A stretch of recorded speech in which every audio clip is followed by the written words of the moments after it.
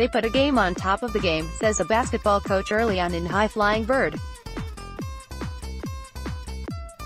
It's a good line, because Steven Soderbergh's new drama, scripted by Oscar-winning Moonlight co-writer Tarell Alvin McCraney, is a movie on top of a movie. Ostensibly, the film tells the story of Ray, a crafty, resourceful Manhattan sports agent struggling to protect his star client during an extended NBA lockout. In the opening scene, Ray lectures rookie point guard Erick Scott, Melvin Gregg, about the importance of watching his cash. Their increasingly agitated back and forth, played out across a table at a deluxe hotel restaurant, foreshadows a narrative in which athletics and economics intersect at every possible angle. Later, when Ray suggests that Eric and his all-star teammates/rival Yamero, Justin Hurt Dunkley, live-stream a game of one-on-one directly to a global basketball jonesing viewership, the allegory expands to include entertainers of all kinds. "The fuck you do that for?" moans Eric when Ray tells him he turned down an offer to screen future games on Facebook. The older man smiles, because Netflix wants a sit-down tomorrow. The joke on top of the joke is that High Flying Bird is being distributed by Netflix, adding Soderbergh to the list of first-rank filmmakers, from Alfonso Cuarón to the Coen brothers to Martin Scorsese, to unfurl new work underneath that company's digital banner. In an interview with The Hollywood Reporter, the director explained that he'd originally considered partnering with Netflix on Unsane, and that his frustrations trying to push that film into theaters through his own company, Fingerprint Releasing, led him to throw in with the streaming giant. "It felt like the kind of film it is the best way to maximize eyeballs," he said. "I just felt I'd rather have it drop and have everybody be able to see it." Anybody who has watched Soderbergh's output carefully over the past decade or so knows that he's been making movies on top of movies for a while now. What links films as stylistically and categorically diverse as Haywire, Side Effects, Magic Mike, Logan Lucky, Unsane, and High Flying Bird as a shared subtext about independence, whether expressed via institutional critique or stories of principled individuals persevering amid the indignities of late capitalism.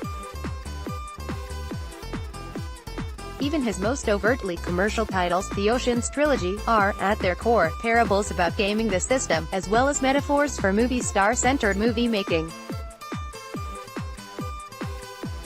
The line between Danny Ocean's star persona and George Clooney's is as thin as a Bellagio casino poker chip.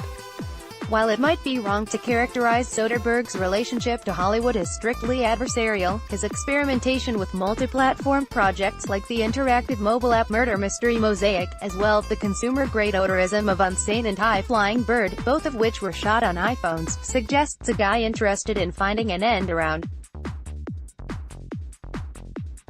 Related, High Flying Bird, and the rise of the iPhone auteur. The self-reflexive aspects of High Flying Bird are fun to tease out. It's easy enough to see a link between Ray, a virtuoso negotiator whose experiences have left him with a weathered cynicism about his chosen field, and Soderbergh, who also knows a thing or two about being the Rookie of the Year. Back in 1989, he was the new wunderkind on the block after the watershed, game-changing release of Sex, Lies, and Videotape. It's a position mirrored in the character of Eric, whose on-court potential is about to bump up against the realities of a league more interested in cultivating longevity for network contracts than individual careers. The Cartesian conceit that a sports agent and his star represent some shifting, codependent balance of brains and brawn is familiar from inside base-foot basketball tales like Jerry Maguire and Moneyball, both of which High Flying Bird evokes in a superficial way without ever copying.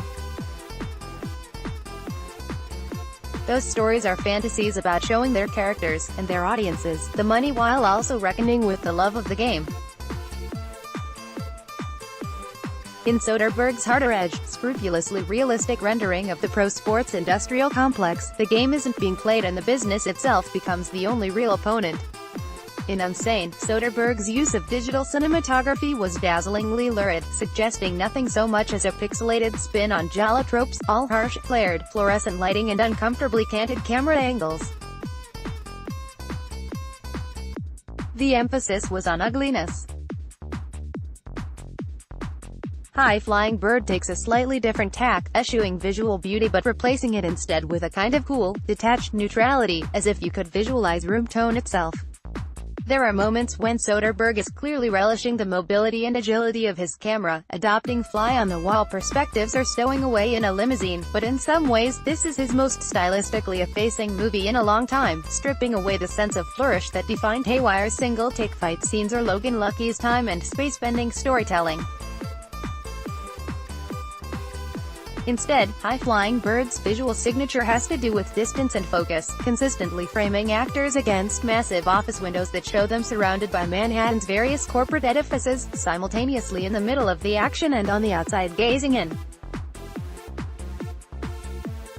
Soderbergh's sense of remove is the opposite of what Barry Jenkins brought to his collaboration with McCraney in Moonlight, where the lyricism of the images melded with the poetic cadences of the dialogue. Think of that film's third-act duet between Trevante Rhodes and Andre Holland, in which every cut, insert shot, and music cue feels enchanted by some romantic spirit. Jenkins and McCraney's styles were sensuously enmeshed, while Soderbergh uses his aesthetic as a kind of container, tight and airless, to keep the script's dialogue and ideas crisp. On a plot level, High-Flying Bird is deceptively complex, positioning Ray in a series of seemingly desperate situations, including the potential loss of his agency job if the lockout drags on too long, while pushing us to observe his strategic maneuvers. Eric may play on the wing, but Ray's a kind of floor general. Thematically, though, it's as tough and bruising as a screen set by Karl Anthony Towns, one of several pros who appears in documentary-style interstitials describing their initiations into the league, offering up a labor analysis by which the NBA, never named as such in a film made without its cooperation, exists by the grace of its employees and not the other way around. The time, you could say, is right, or at least charged, for a story hinging on the promise, or the threat, of the players taking over the game. Between Anthony Davis demanding a trade, the Clutch Empire holding the Pelicans and the rest of the NBA hostage, and Kristaps Porzingis tweeting at Knicks fans to "stay woke" on his way out of town, superstar players hold more power, in the locker room, the boardroom, and the court of public opinion, than ever before. High-Flying Bird isn't a perfect reflection of the moment, since its representative star player doesn't have a clear analog in the association, and the interviews with Towns, Donovan Mitchell, and Reggie Jackson are thoughtful without being incendiary, but you have to figure the National Basketball Players Association is going to like a movie that advocates for players' literal and figurative worth. As for whether or not NBA stars would see a scenario in which they go mercenary and stream their talents to the highest bidder as plausible or impractical is another matter. McCraney is a playwright by trade, and there are aspects of High-Flying Bird that feel stagey, albeit in a good way. It's structured primarily as a series of verbal duets, with Ray swapping partners between Eric, his ambitious ex-assistant Sam, Zazie Beetz, Players Association rep Myra, Sonia Son, a.k.a. Flyers detective Greggs, and Spence Bill Duke, the aforementioned veteran coach who talks about the game on top of the game, and functions, even more than Ray, as the film's conscience. The wizened old sage who occupies the moral high ground is a bit of a cliché, but McCraney, who knows when to lean into conventions and when to ignore them totally, has written Duke the dialogue equivalent of a perfect alley-oop. He lobs up the lines and the veteran actor slams them home.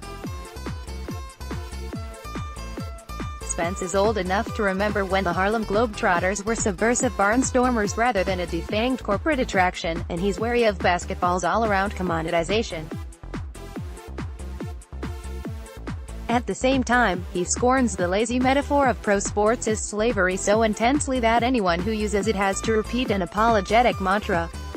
Spence has been there, seen that mentality, and Erick's naivete are opposite poles, around which Ray can orbit, connecting with both while occupying his own rhetorical space, and Holland, who worked with Soderbergh previously on The Knick, takes advantage of the role's agility to deliver what should be a full-on star-making performance.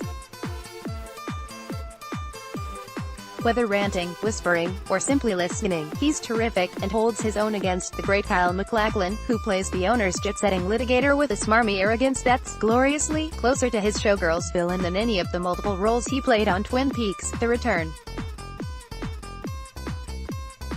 But as good as Duke and Holland are, the film's X-factor, its best asset off the bench, is Tarell Prescott as Yamero's all-controlling mother, who guards her son's business interests in both a personal and a professional capacity, essentially weaponizing her maternal instincts in the name of profit and protection.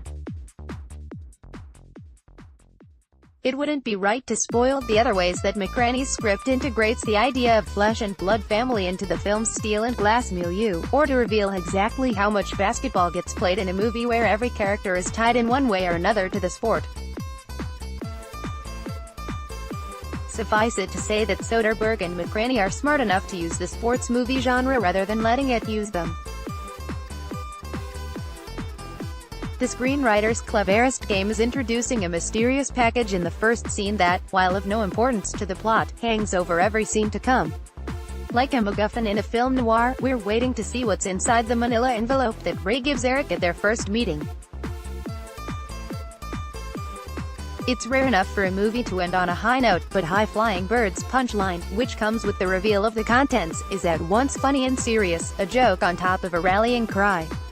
Some viewers may be disappointed that a movie set during an NBA lockout features only passing mention of LeBron and Kobe and Steph and KD, rather than their presence, but Soderbergh and McCraney make their one marquee cameo count even though it's just barely a buzzer beater.